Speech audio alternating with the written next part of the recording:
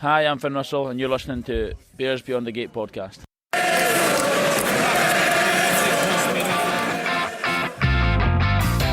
You're listening to Bears Beyond the Gate, a Bristol Bears podcast made by fans for fans. We're three friends who love the club, the game and all things Bears. In this episode, we discuss the 40-15 defeat at the Rec. The score certainly didn't reflect the whole game, and in many ways it was a repeat of the semi-final loss last season. A really competitive match with key moments and momentum swings deciding the result. It was a proper mix-up and no doubt reminiscent of Lee's formative years growing up in Withingwood. After the first Prem block of fixtures, we lie in sixth position with 3 wins out of 5, and having already played 2 of the more difficult away games. As we enter the Prem Cup and autumn international period, what does the next month hold in store for us? All this and more, I'm Pete and I'm joined as usual by Miles and Lee for a cheeky beer and a bit of rugby banter. Well boys, we are in our spiritual home. The spiritual home used to be your flat, didn't it? And look where we are now. Yeah, I mean, as Tom Tainton said, it was like walking into the TalkSport studios. We've got headphones on, we've got our microphone stands. It's quite intimate as well with the lighting, isn't it? I know. I mean, for us, because none of us can really see that well, so it's a little bit too intimate lighting, but it's a lovely setting, isn't it? And as it's becoming known as the only rugby podcast in a lock-in. Yes, absolutely. So we are, as with a certainly smelly beer carpet to match. We love it though. Absolutely love. We love it. Just and a few cans of Vienna Flight, of course. Ooh. And if there are any new listeners joining us this week, what we're talking about is the fact that we're at the Bristol Beer Factory Taproom Studio Bar. It is it's the product of a massive sponsorship deal that we have with the Bristol Beer Factory. They let us use their toilets, and they trust us to lock up, and we mention them constantly. And I always get my money's worth with the toilets, don't I? Yeah. Why wouldn't you? Quality of the beer. Sublime. Anyway, we digress. So, big game on Saturday. It was the last game in this block. We all kind of had slightly different match experiences. So, Miles, where did you watch the game? On TV at home, just around the corner. Are you telling me that the Duchess was away again for a weekend? Partially. I feel a bit bad. I told her I was going to get home with the kids and watch the game from the start. She rang me and I still hadn't, and I'd missed the start of the game. Bust a gut, and I did apologise and was home 20 minutes later. Hang on. What are you apologising for, Miles? Well, if she wants to watch the game, she could have come home.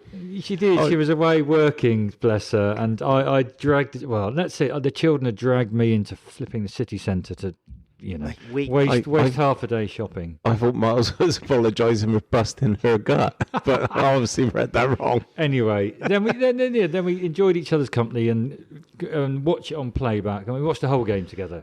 Which was still better than my viewing. So what happened to you, Lee? Mate. I had an absolute nightmare. Saturday, I knew I was going into work, but I thought, it was one of those days where I thought I'll probably be finished by 2:00, home by 3, showered, and couple of beers in front of me watching the game. Disappointed Miles didn't invite me around to his, but there we go. What, in your overalls? Not a chance, mate. But I had a nightmare. I had an afternoon of literally watching filler and paint dry. So I missed the whole game, which seemed to last for about a weekend anyway. But so I'm relying on you two to fill me in in the gaps. Yeah, I watched the highlights, obviously. I'm sure you'll be fine. And then myself, I managed to get a ticket for the game, boys. I actually went down. It was I was kind of on pod media duties, which is a bit of a new thing. It sounds great, but basically I was in the worst seat, right in the corner, with no cover, and got absolutely soaked. So that Bath Rugby looked after you then? Yeah, I got really looked after. Brilliant. Yeah. Won't be going back there again. Well, I mean, the only good thing was actually, sorry to butt in, we should mention that, right? This is a big thing for me. A lot of the Bath supporters are saying, "Where are the Bristol fans? Where are the Bristol fans?" Well, I'll tell you where the Bristol fans were. They weren't spending their hard-earned money going to that shithole of a ground to sit on a bit of scaffolding. To sit on a bit of scaffolding in the rain. So if any Bath fans are listening, Tommy Dabbs, I know you'll be listening, and probably Lloyd as well. We were watching it, apart from Pete, we were watching it at home. Watching paint dry. Apart from me, and also Debs and Big Jim. I do sort of saw agree. them. I'm not entirely sure I ever want to pay my hard-earned money to go and sit at the Rec and watch a game under the current non-stadium. I'm with you. I feel like I have to go devil's advocate here because somebody did mention this to me. But flip that round and say, shouldn't money not be an object if you want to go and support your team? And we've all got season tickets, season cards, I should say. So I think we do pay our money. I mean, we're just not going to give it to them. Yeah, I suppose you could argue you could target Bath, you could save your money, over the year for it. We went to a proper rugby club last week, didn't we? Up at Gloucester, but enjoyed it. I mean, this is the thing: supporting a team is well, I hate to say this because that's their strap line. It's through thick and thin, isn't it? But through recession. And boom and bust if it comes with Bath. Yeah. Anyway, let's move on, boys. So we all saw the game in slightly different ways, and as I said last week, slightly controversially, and Lee you got the hump with me last week. What I meant was, when you're there watching it live, it's kind of different when you're watching it on telly because you don't really know. I mean, I missed quite a lot of stuff, but what I did get was the kind of feel of the momentum in a way, and the way. And then obviously I did actually watch replay of it today. And then filled in a few gaps in the dry. Yeah. So I think the first question I'm going to come to you, Miles, is let's just go back a few days. We did speculate last week in the pod about what the lineup was going to be. We kind of assumed Bath would have a really strong one, but we had a bit of a discussion about what we thought our lineup would be. So when the team sheets did come out on Thursday, what were your thoughts? I think we correctly speculated that Genji would be back in, wouldn't he, for sort of slightly odd HIA, but he was back in. And I think we thought that potentially Bates and Carrington had a week break for HIA. And other than that, I don't think there was any other controversy or much different in the sort of team sheets we guessed, I don't think. I mean, there was one controversy, a personal one, a pod one, was that there was no sign of Dunny. Yeah, we had I had absolutely no idea why. I absolutely agree. Well, none of us did we? No. And then we subsequently. Yep. I mean, now we know. In hindsight, he's injured. He's got a pec injury, something like that. I mean, he was on the unavailable list on the website, and that always means that you're injured or you're on international duty, and we know that that's not the case. Although he should be. He should be. But so he's obviously got some sort of injury. We don't know the extent of it. But it's probably, if he's going to get injured, it's not a bad time to get injured because we've got a 4-week break now. He would have been gutted personally, though, because we all know 100% he would have been wanting to be out on that pitch and I mean, we know the causing some the FA chaos in that semi-final was absolutely phenomenal. The amount of punch-ups on that pitch as well. That was could have been a few more, could they? I know. And also, I mean, in all seriousness as well, I mean, the effort we know he made to get fit for the start of the season. Yeah. I mean, the Instagram reels were immense. But so I'm sure, let's fingers crossed that he'll be back fit as a fiddle to compete for his place again. So I don't know. Was there anything you thought, Lee? Was there any? I mean, it wasn't the back line. Well, I think the only discussion we had, for me, Luatua, and I did kind of feel nothing against Santi Grondona, but I kind of Luatua. Bath away is a game where you do want Captain Superman. Yeah, I think he's just that kind of level-headedness. Just in the right place at the right time.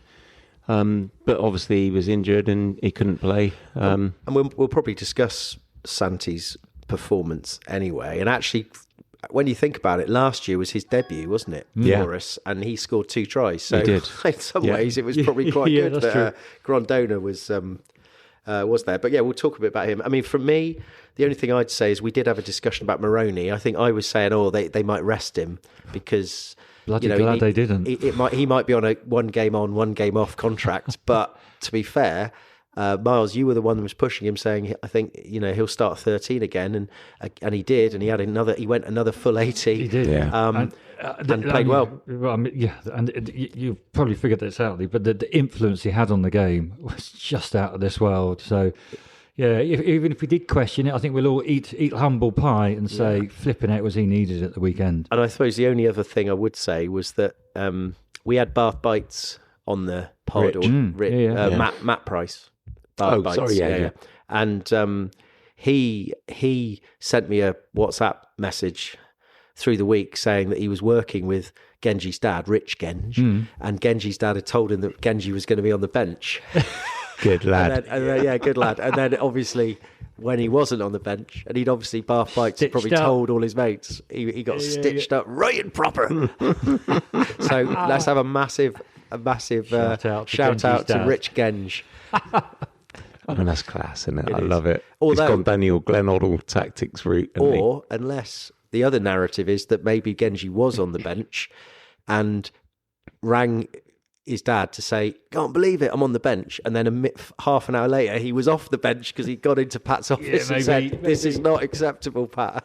So yeah. Anyway, I mean, I think, when we looked at their line out, I mean, we did suggest that they'd put in their strong side, and looking at their line out, they had Abano, Dunn, Dutoy, back again. Yeah. They had Rue, Maloney, Bayliss, Pepper Reed. I think they pretty much had their first choice 8 coming out. Spencer, Russell, Redpath, Lawrence, Consigna, Carreras, Arundel. Well, it's just name after name after name. And they don't even look at the bench. It just gets worse, doesn't it? The bench was, many other Prem internationals. sides. Did they have like 14 out of the first starting 15 internationals of some degree? Yeah. I mean, we knew that's that. just Bath, isn't it? Yeah, but the point is, I mean, we knew that was going to happen. It doesn't make it any easier. No. When you see those names listed, and I think the reality was, I felt that there might be a bit of trepidation. You knew it was going to be a tough ask, of course. But I thought that my thoughts were, we had some confidence from that Gloucester game. The forwards had played well. We know that the one area we haven't really got that many injuries were the forwards. So if the forwards could get really stuck in on grass, and not on, absolutely. and again, it's probably easier to get stuck in on grass. Then who knows what would happen. And when I got down the ground, I suddenly remembered our mate Dave Atwood probably be there. And I thought, well, it'd be interesting to see what he thinks, because obviously, he has split loyalties, although we do suspect that it's not a 50-50 split, though, Lee, is it? No, every time I listen to Dave, and we all love him to bits, don't we? We're all agreed. Yeah. But he always seems, I don't know, 52-48 Bath. Did you take cover under his bar and get a nice warm apero? And I'm sure he'd probably admit it. Yeah. And he'd probably say they've paid him more money over his career. So he's Bristolian. And he did play for England when he was playing for Bath. So he does owe him a little bit. But he was born in Bristol. I know. So anyway, Dave very kindly... actually, I texted him when I was at the ground and said, "Are you at the bar? I might pop over. Could you'd be interested to see what you think?" And anyway, I then got a WhatsApp saying, "Actually, I've sent you a voice note because I'm sort of sorting out the bars and everything." And actually, it was quite interesting because he sent that he'd seen the team arrive, and he said, "Oh," and so anyway, I thought, well, let's play Dave's voice note. I did tweet it out actually, like about a half an hour before the game, so some people might have heard this already, but I thought it was actually quite a nice way to start the game. So here's what Dave said. Hi Pete, I've got both the bars there, but unfortunately I'm not there at the minute, but I thought I'd give you a little voice note soundbite and see if you use it. I was just setting the bars up just as I was leaving the wreck and walking out. I passed all of the Bristol lot coming in, Pat and the lads, Woolly's broken nose leading the charge, very stoic faces, but a little bit of bounce, a little bit of confidence, nice to see from the lads. So obviously in reasonable spirits. It's going to be a rough one today, I think. Obviously Bath reeling from the loss last weekend up at Welford Road. They are going to be out for blood. Bristol obviously going to be happy with that result up at Gloucester, how that went. So I would say the momentum might be with Bath on this one. It's certainly going to be a tough ask, but a great experience, and certainly for some of the younger lads, people like Sam Worsley, this is a hell of an environment to cut your teeth. So hopefully it won't pan out as brutal for Bristol fans, but I'm hoping it'll be a cracker of a game. Okay, so I mean, Dave always very, very astute, very eloquent, isn't he? Very erudite. Yes, and actually, he gave me a bit of confidence because he said that The boys look focused. He said it's clearly going to be a tough game, but they'll come with confidence. He said Woolley was looking focused with his broken nose.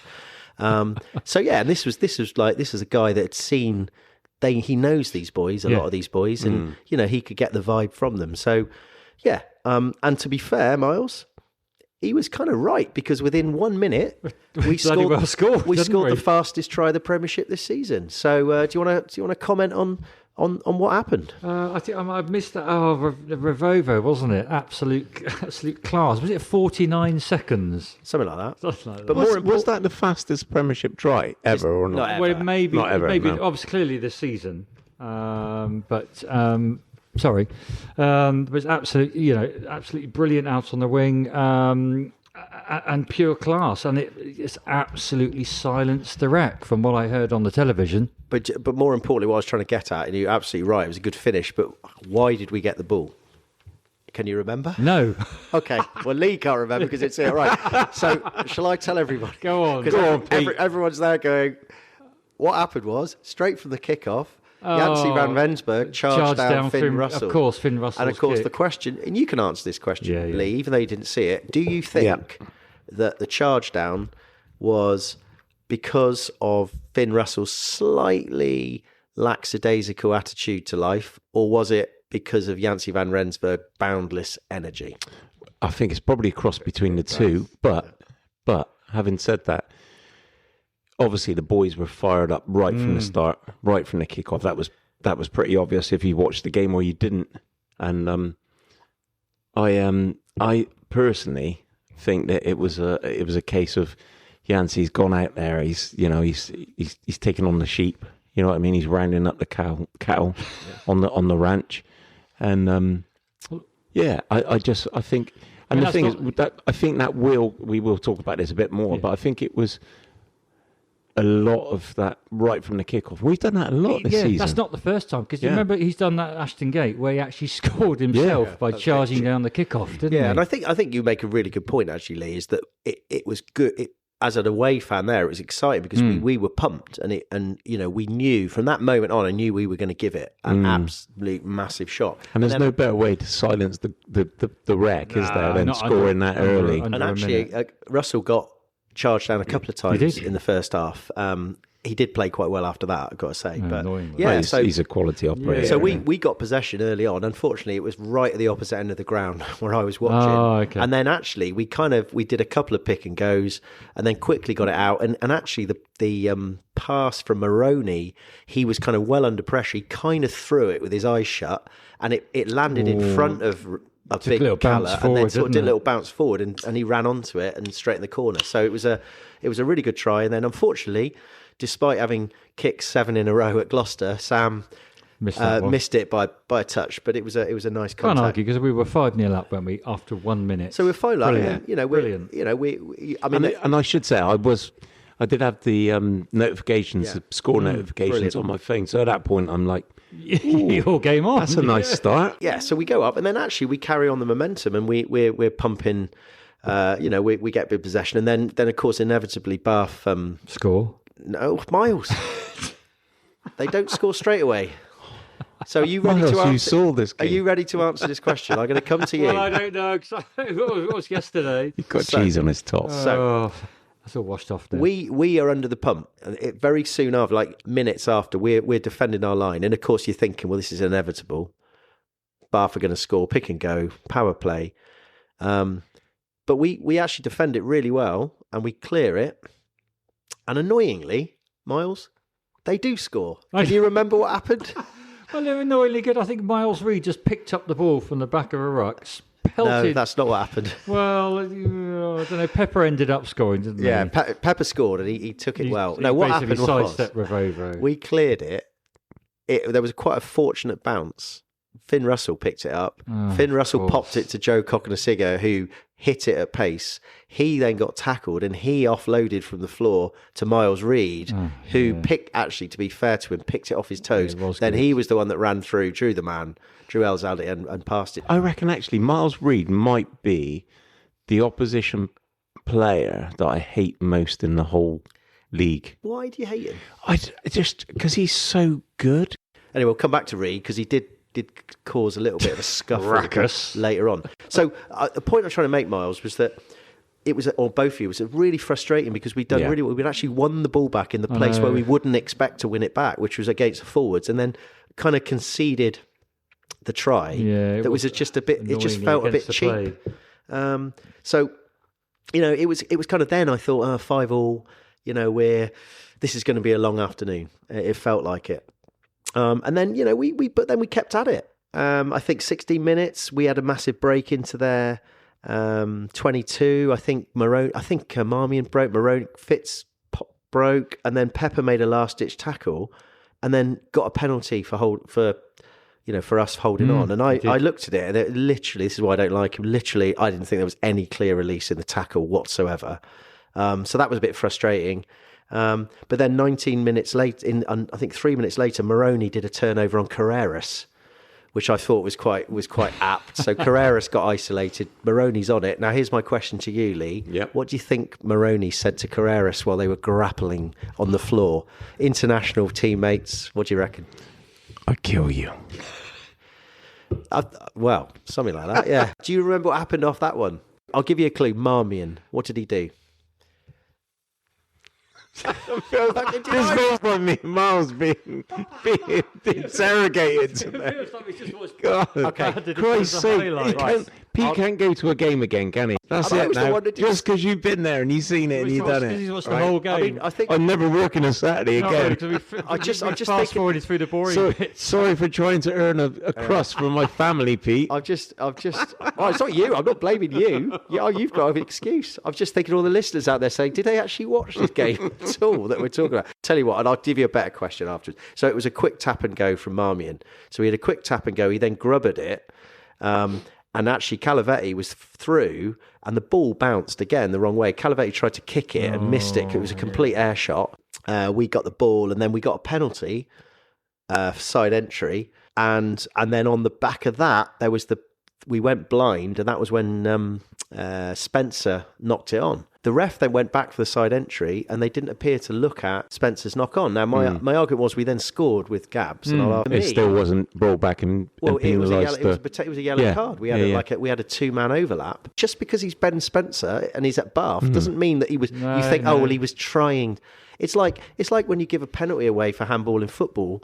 and saying, the defender was doing his best, but he still stuck his hand out. And also those one-handed ones. I mean, generally they are a yellow card straight away. You never try, and when you're in your own 22 with a 2-man overlap. So the point is, we then scored from Gabs, and that was controversial because it looked like a dummy throw. Yeah. So, and then the irony was Ben Spencer was arguing, moaning about the dummy throw, and I was thinking, mate, you're lucky to be on the pitch to even argue. Exactly. So, Miles, what do you think about that whole situation? You tell me what you thought. Well, I think you're right. I think I was sort of like followed the sort of leader of the comms, and it was a sort of accidental knocking in the air, nothing he could have done. But you're right, in the letter of the law, he did try and sort of tap it, didn't he, with no attempt to sort of grab it. Anyway, it transpired that we scored a try from it, so I guess we can't argue too much. Do you not think that's a massive turning point? Yeah, without seeing the game, this is really difficult for me to say. You say from the facts we presented to you. From the facts that were presented before me, my lord. Yeah, I mean, Spencer goes off for 10 minutes. That potentially, I know we scored from that incident. We get more. Yeah. Potentially we score more. And then going into that second half, maybe we've got a bigger lead. Tries up. Maybe I'm just clutching at straws. But I mean, we all know that rugby's about moments. Momentum is massive. I don't know. And then obviously very quickly, I mean, then they did score through Lawrence. That's quite a good try. Finn Russell, little chip through. Yeah, it was good. Lawrence scores. Then there's a massive scuffle. Tempo loses his rag, gets Fitz and Spencer and says, look, and on comms, I then, when I listened to it, he said, look, if that happens again, people are leaving the pitch. But then we find out that then they score 7 points and then they get a penalty on the restart. So I'm there thinking at the game, why is that? Why have they got... Because I saw Finn Russell kick it into touch, and I'm thinking, why is he kicking the ball? It should be us kicking the ball. Anyway, it turns out that Elizalde had done some afters on Lawrence. But you know why he did after Lawrence? Because Lawrence got up and threw the ball in his head and laughed at him. Yeah. It's like, and like the TMO... Yeah, I saw that. TMO, he said, this was all started by Elizalde. by white 15. And I was like, it wasn't started by white 15. No. It was started by blue and white 13. He's an arrogant twat. We never got that in Hartcliffe school playground, Withywood and Knoll West. It was there was never an umpire or a referee judging, or rugby ball. Yeah. So I suppose what this is leading, let's get a question, a more general question, Miles, because you allegedly watched the game. But I get it that you were obviously having to deal with your kids trying to cook them tea and whatever. Let's talk about tempo a little bit. I mean, we don't like to talk about refs and officiating, but I think it's worth mentioning it because I thought it was quite a difficult game for him to officiate because it was, especially the weather comes in. There's a lot going on. There was a lot of chirping going on. There's a lot of scrapping. And he was already saying, stop telling me what, like there were people shouting at him. And I heard him say, I could hear him because the atmosphere was so flat after the first 10 minutes because we scored that I could hear the players shouting. They're screaming for offside. Pepper, like a petulant schoolboy was like screaming, oh, he's lying on the ball. What's your thoughts on the officiating? Because he's been given some pelters elsewhere. For certain decisions, but we should mention it. We've talked about the Spencer thing, but it is an officiating team. So, I mean, like, what's your balanced thoughts? Well, listen, it's a high tempo, high energy, quite literally, derby match. I mean, it was inevitable, and the two teams absolutely detest each other. So I think it was going to be a tough gig for Tempo to manage anyway. And lo and behold, on the day, you could argue, an outsider's point of view, because we were watching it on the TV, that at points that the game, he lost control of the game. Later on, more so than in But did he though? Well, I think he carded. You say later on. All right. But I think when he got to 85, 90 minutes, that it was just farcical. Why? You can't stop a game just because it's gone beyond 80 minutes. I don't know, Lee, you jump in. You want to say something? I just thought, was Tempo the right guy to referee a game like that? I can kind of see where Miles is coming from. For me, maybe a Christoph Ridley would have been that kind of just slightly cooler head who would have just said, look, lads, for God's sake, you just pack it in. Yeah, just calm it down. It's a game of rugby. Let's get on with it. Tempo's very hot-headed. Yeah. I mean, we all know, you're right. But he did get a bit pissy at times with the players. I mean, do you think the players were playing up to the narrative of the derby as well a little bit? To me, some of that scrapping looked a little bit premeditated. I think that Miles is hitting the nail on the head. I think Bath and Bristol hate each other. As a Bristolian, right, as a kid from a council estate, Genji hit the nail on the head the other day when he said it's literally a class war. And that's exactly how I see it. Yeah. We know loads of brilliant Bath supporters, right? But there is the body bashing element of Bath support that I just can't stand. Yep. I personally cannot stand them, and they're just so up their own arses. This is the game I always want to win. Yeah. And I think you're both right. I mean, I think Tempo had a tough game. There's no doubt about it. And he did make, but I think he did disallow 2 of their tries as well. We've got to remember that. And I mean, I know that was the TMO. Yeah, TMO helped. And he did reverse a penalty. So True. Going back, when there was a scrap and Miles Reed pushed. Well, it sounded like he was equally kind of inconsistent on both sides. So you can't see everything. Remember the Sarries team that were they did that. Chiefs. I mean, how frustrating were Chiefs to watch at times. I think and I think you're right. You're actually right about, do they actually think about refs? Who's going to ref games? Because refs all have different personalities, and that's a good thing because they're not all robots. And maybe you're right. Maybe there is a debate on, was he the right person? The one thing we could say actually is that the Spencer thing was debatable, but I think the TMO has to come in on that. I agree. Well, they're meant to be a team, aren't they? Yeah, agreed. And it was like they just didn't seem to have a conversation. Right. So anyway, let's move on quickly. So we're 15-19 down at half time. I mean, Miles, you must have been quite happy, I would have thought. 15-19, actually quite disappointed that we were behind, I would have thought. Well, absolutely. I think, we were 5-0 up, 5-5, 12-5 up, and then to go in sort of 19-15 down, I was just very disappointed. It just sort of felt a little bit against the run of play. Probably only based on, to be fair, the first 22 minutes. But I felt that Bath were already getting the ascendancy, and it would be quite a tough second half to really sort of not necessarily turn it around, but keep Bath at bay, knowing what was to come with their bench, but quietly confident that we could keep within a try at half time. See, that's the difference between Miles watching the game on TV, you watching it live. I'm getting score notifications, so I'm thinking at half-time, 19-15, we're only 4 points down. Yeah. But I have no concept of the game that you've watched. Yeah, fair play. To get, you know what I mean? So for me, I'm thinking, actually, we're only 4 points down at half-time. We were in this game. I guess, but they scored 2 quick tries, 4 minutes apart, leading up to half-time. Yeah. Going in, head above shoulders, thinking, and confidence. I thought the second half is going to be very tight. So for you guys, momentum had swung then. Yeah, I think so. I hate to say it, and I was actually proved wrong for about 20 minutes. I felt that the Redpath try particularly, and so that was a direct result of that scuffle, and actually that was a bit of a killer blow because it was against the run of play, but I did feel at the time, I thought, our forwards have put in a massive shift this first half. We can't expect all of them to carry on the same. No. And we know that some of them are going to have to. Rubiolo, Grondona are probably going to go the full 80. Batley's going to go the full 80. Yeah. Is our bench up to this? And this is no disrespect to the bench.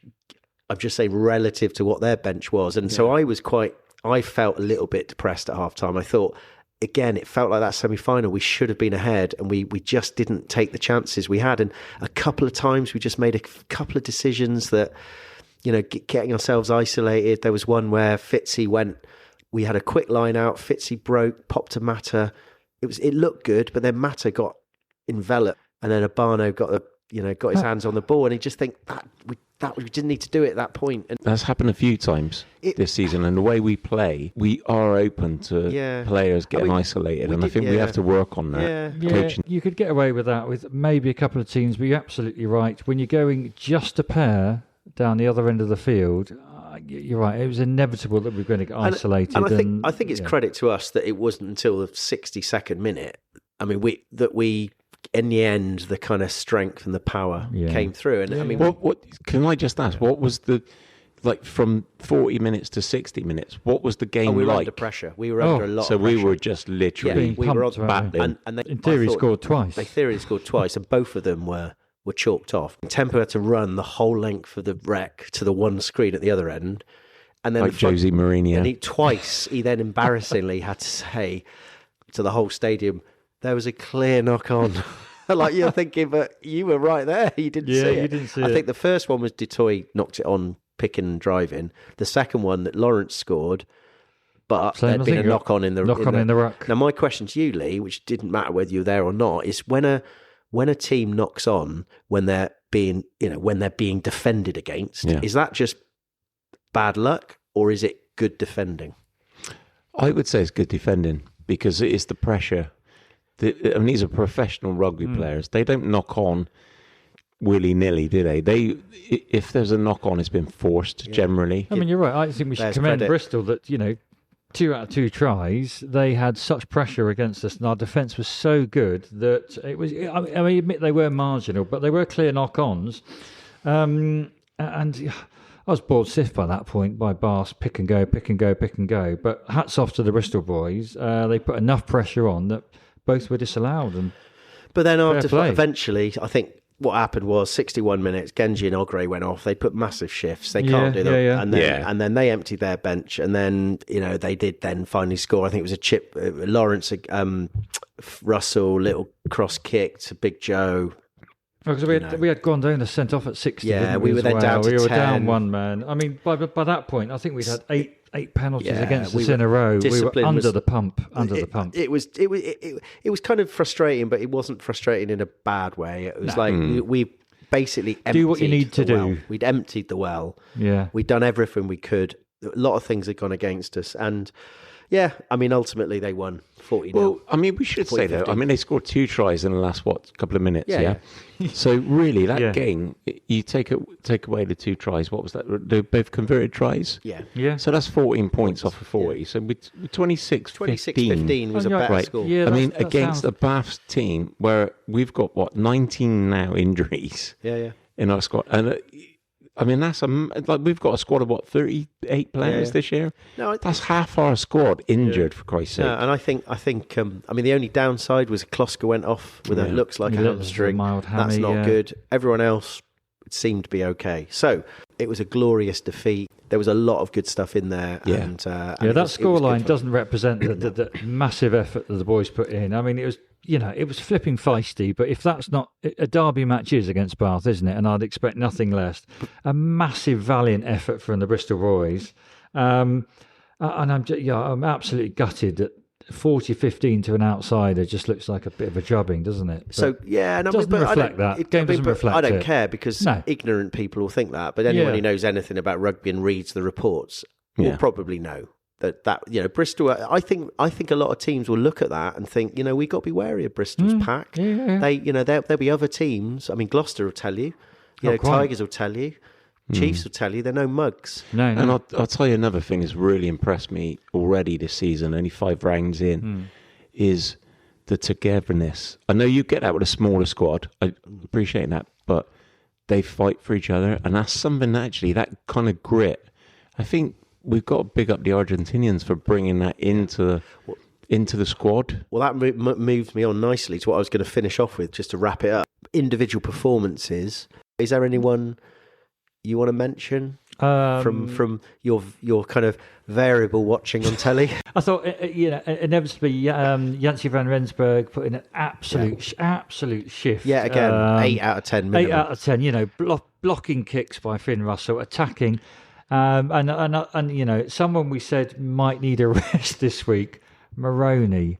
I mean, that's gotten to be an 11 out of 10. I feel like you've got a bit of man. I have got a bit of. Maroney. I'm going to eat some. I ate some Maroney, man, humble. love. I ate some humble apple and blackcurrant pie for tea with custard. But flipping it, was I glad? He is absolutely played there a was some chat. blinder at the weekend. There's some chat that he's only on a really short contract. Well, Pat said he'd like to keep They'd him like for to the keep season. him. Yeah. I'd say get the money out. Okay. So would I. I mean, the class that he Yeah. put in, the shift at the mean, weekend was through the roof. We seen him for Tigers, didn't we?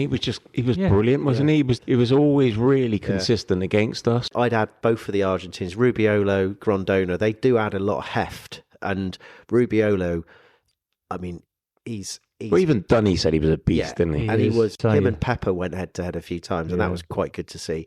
And then I think Elizalde, he, whilst he probably feels a bit disappointed about letting the team down for that restart, I really like. You know what? We haven't said this for a long time, but I love like the the cut of his catfish? jib. Yeah, I knew you Yeah. could say that.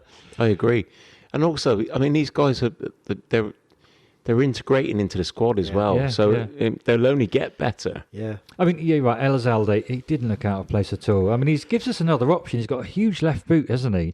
And I thought his slight misdemeanour that got an infringement was, par for the course against Bath. But I thought he had a pretty decent game. And If someone throws a ball at your head, you're going to retaliate, sure. I aren't don't you? think. I mean, all he did. I mean, it Flipping was, too, right? Yeah, and Could it have was. bitten his nose For a off. steak back at his face. I mean, the irony was that when Lawrence, it was arrogant. Actually, Oh. it was hubris. It was hubris. Isn't he always? Genji saw it and he came in. And actually, I'd say if anyone did a bit more, it was Genji on his own bloody England teammate. And Elizalde was just kind of, he reacted to, I Ball being just thought it thrown was at his head. disrespectful. It's disrespectful. Are you boys going to talk about the scrap at the end then? Well, because quickly. I quite like that. Yeah, I liked it. So basically, they're on the line. There's a big There's a kick coming and go. together. Underhill scores. Fitz gets up to get out of the ruck just Yeah. to go behind the He line. just pushes and him, Marsden doesn't pushes he? him. Yeah. And then they all pile in. And I think the reason Tempo got upset about it was because they kept on piling in, and it's such a small goal area there that they were literally spilling over into the crowd. Onto and I the think that pensioners, is, didn't they? Yeah. whatever you say, that has got to be a red line that you're starting to go into the crowd. And there were some old guys in there. Anyway, so then what happened was they weren't. I think Tempo had to go and look. Not only just to check the try was good, but also to check what the hell had happened. was So there was a scrapping. long wait. And of course, it's right on that short area. Everyone's baying, and I'd move round to there. So I was You right were behind baying him. as well, were And you? then we're all wondering what the hell's going on. And then he comes back and he basically says, try's good, but you and you, Yellow Van card, Wyck didn't he? and Ben Grondona, Yeah. Off you yellow go. card, but Bristol going to get a penalty from the restart. And then, of course, the point is, when you get a penalty, it doesn't matter if it's in the red. You keep playing until there's a knock on or it goes out of play. Yeah. And it didn't. We got a penalty. They then got a penalty. They carried on playing. We got the ball back, and then it intercepted to Arundel. He scored, and then eventually that was the end of the game. It was farcical in the sense that it just all happened at that time. But I don't think Tempo personally did anything wrong. The reason I bring it up is because, for me, something like that, it's a derby game. It's the tensions. Obviously, it was going throughout the game, the whole 80 minutes. Yeah, it was. Could Tempo not have just said, "Look, lads, That's the end of the game. It's the end of the game. Just knock on the head." What are we talking about the farce here? So what are you saying was farcical, Miles? Because you said it was farcical. So what are you farcical yellows or farcical that carried on going till 90 It carried on going But till why? 90 minutes. Because that's Well, the rule. The game was done. But it isn't done. It's done when the ball is out. Yeah, and okay, it wasn't. but It was like but it was a restart penalty. Okay, but we have a line out. We get possession. But it resulted in... We didn't choose to put it out. It resulted in us losing another try. Yeah, I know, but that's not fast. That's our fault, though, That's isn't our it? Yes, fault. It's okay. not farcical. We should have kicked it out. We should have kicked it out. That's my point. We should have flipping kicked it out and instead of persisting and then getting So you're another saying- intercept yeah, try. yeah. The situation wasn't farcical, but it now looks like, we got schooled by that scoreline by a silly decision at the end that we kept going. I'm sorry, it's personal opinion, and we flipping didn't need to. Yeah, no, I agree. I 100% agree with you. We should have kicked it out. We should have kicked it out. But what I'm saying is that you can't just stop a game because it's in the 85th minute. The ref has to wait for the game to stop. And the point I was trying to make is Tempo just... Why didn't you just say, like, lads, the cards thing is knock it on the head? was Yeah, the you're thing. right. But the commentary as well, I listened to obviously the highlights reel. Commentary was like, "Oh, no, this has gone. This has gone too far now. It's remember disgraceful." And I'm just thinking, it's a rugby match, mate. It's Bristol Park. Did he not see anything in the 80s? You know what I mean? Anyway, right, let's knock it on the head because we're going around in circles. But we're yellow card ourselves. Yeah, so we always like to fit in a little bit of listener comment. So we're going to quickly run through it. Go. I think most of them are going to cover it, but I always feel it's nice to Yeah, do it. So yeah. we've had a Yeah, few yeah. newbies this week. So first off, we had... where are we? Here we are. We had our first contribution via WhatsApp to my own personal WhatsApp. It's my colleague, actually, Morgan Bainham, Mr. Bainham. Well, someone got your number. Yeah, but so I had a personal comment, and I said I'd read it out, and he was quite chuffed. So he said, and he was watching it on telly. He was actually watching it on telly, yeah, right? Because he did have two kids. Not like Miles. Yeah. So he said, "This has been an unbelievable performance." He's a Bristol lad. Yeah. This has been an unbelievable performance, considering the mitigating factors. You can tell he's a history teacher. Yeah, defence was incredible. Worsley more than held his own versus the overrated Russell. Oh, nice. Argentinians were supreme with strength in contact. Bath are so good at making the ruck picture so chaotic that it's almost impossible to referee. And Tempest has very much got lost in the whole storm. So I think That's a fair he's covered assumption. a few things we mentioned. Yeah. So cheers, Morgan. And then Andrew Pearson emailed me. Andrew Pearson's the guy that got us when he said that his shirt hadn't turned up for 6 weeks. So it's him. He emailed Hope me. he got his shirt. No, he still hasn't. But he said he's got over it. But anyway, he said, "What a great effort from the Bears today. Really proud of their effort all round. Where Bath get their money from to manipulate the salary cap, I don't know. Cannot wait to get them to Ashton Gate when we are fully loaded. Yeah. Always Bear Country. Giant Oak." That's his name. It's his nickname is Giant Oak. like Andrew that. Pearson. And then we had regulars, Nick Howell. He said, Yeah. "We would have loved the win, but the boys played their hearts out. That's a good first set with defeats away to Sarries and Bath, who will be top four at the end of the season. Plenty of reasons to be cheerful." And then we had a new guy on Twitter, Richard Hedges. I think he's new. He said, "The effort was immense today. All the players who are out, and we pushed a full strength Bath all the way. Personally, I cannot wait for May the 30th return match with all our players back and See, firing." that's a couple of listeners saying the return leg. Oh, return leg. man, I'm Nice. already... And, the juices are flowing. Exactly. We then also had a comment from somebody called Tony, was at Sarsby 14411, and he said, Well done for saying that. "You'll get top 10, fair play." Anyway, I then did some. I reckon he's a Bath supporter. I did some investigation, and he was a Bath supporter. So I thought I was going to say what an idiot, but then I actually looked at some of his tweets, and he'd been quite complimentary about us against Gloucester. So I thought, fair play. I mean, and all all said and done, right? We should say congratulations to Bath Rugby. They deserve to win. They're a great side. They deserve to win, and as much as we debate Except, it, and having said that, Debs came in. Debs from K-Town. She said, "We came with fight. We gave our all. We go again."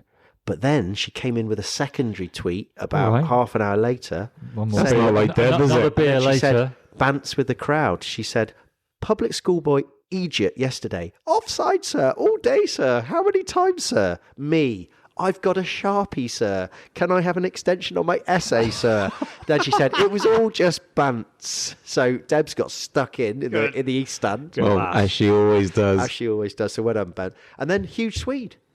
He came in. Sweeter. So Tango Romeo's son. Tango Romeo had got involved with some comments last time. Huge Swede has come in, but he has sent me the shortest, sweetest summary ever. And it goes like this.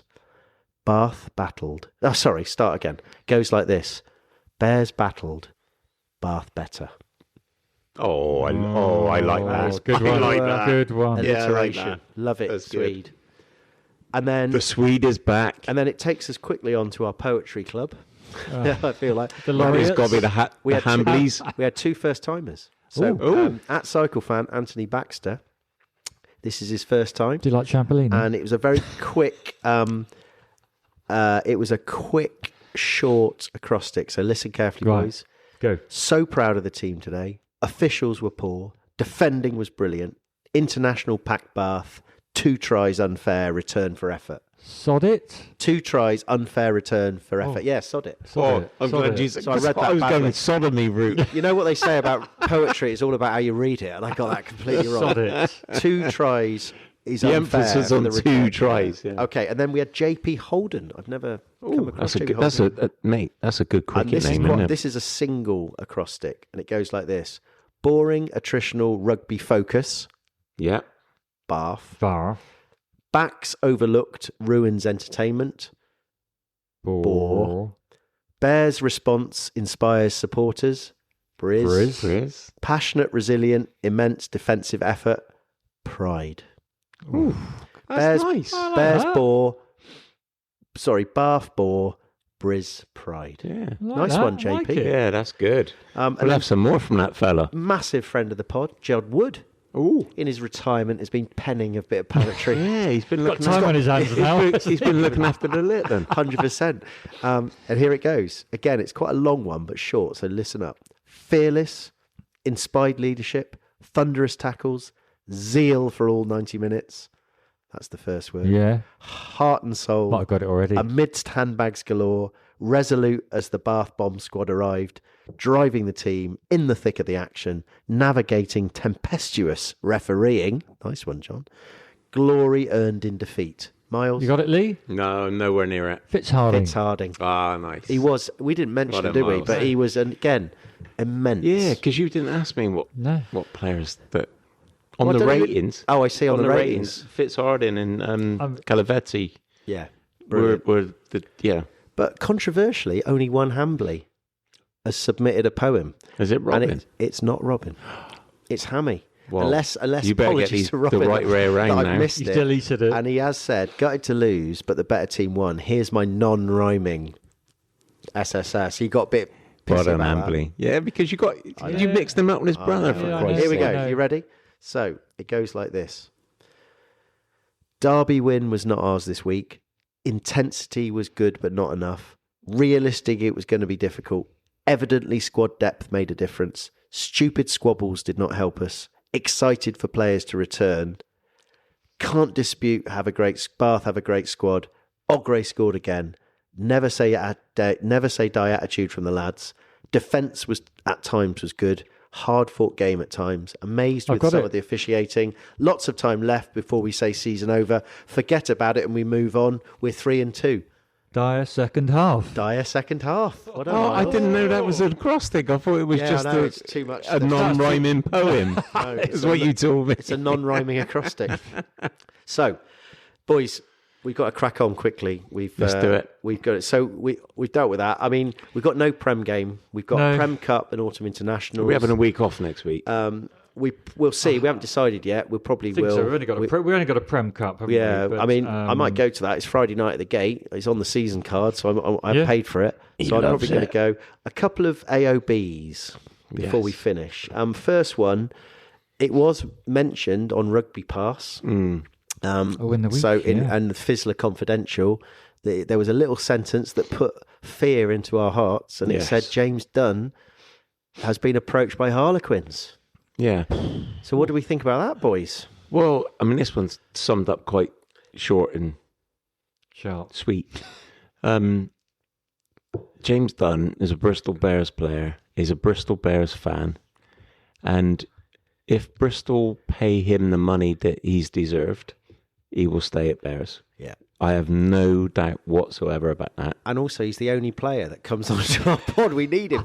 But Well, We do. Pat, we always said, Pat Lamb's always said about homegrown players. Well, we've got backup. one right there. And actually, we've got a cornerstone there. We've got Dunny, we got Batley, and we got Joe Owen, coming up now. I mean, that's three really top quality operators, and we need to keep them. All three of them, in my opinion. So I'm sure these things in the papers are always rumours, but I mean, whenever anyone's contract is up, there's always rumours. But I totally endorse what you say. Dunny needs to stay at Bristol, and whatever that takes, he has to stay at Bristol because he's got over 50 appearances, and he's a Bristol boy, and also he's a bloody good player. Well, we need him. We're 5 rounds in now. I know he missed the Bath game. But actually, those first 4 rounds, he's been one of the best players.